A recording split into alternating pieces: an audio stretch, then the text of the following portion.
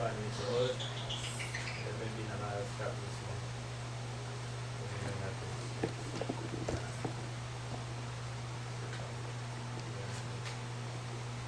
Ito siya.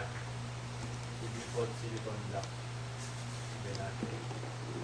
Then, kakabit lang yan sa relo. Dito lang. Parang i-slide lang natin siya hanggang mag-click. Click, secure. And then, nabila. Slide.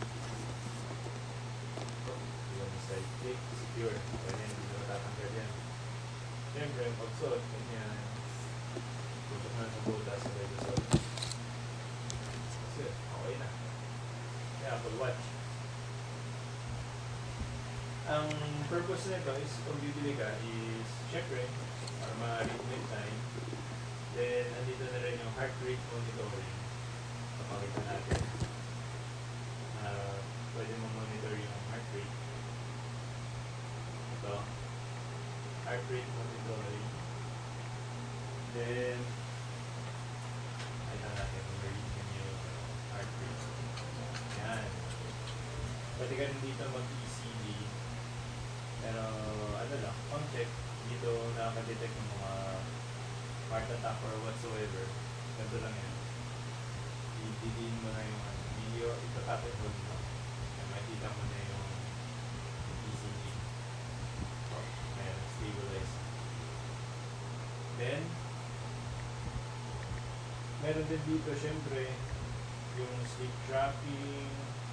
Kung female ka, may yung menstrual cycle tracking.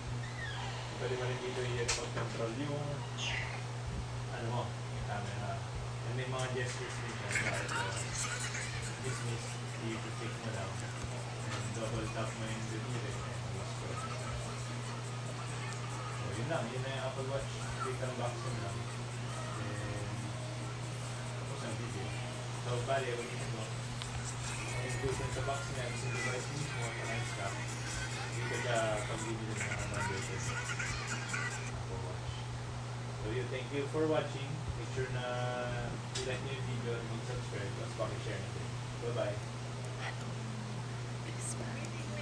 Ano pa ba?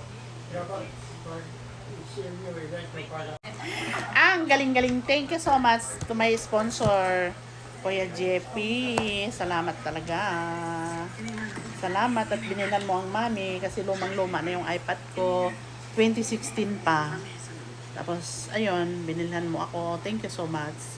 This is my advance gift from you. Advance gift to.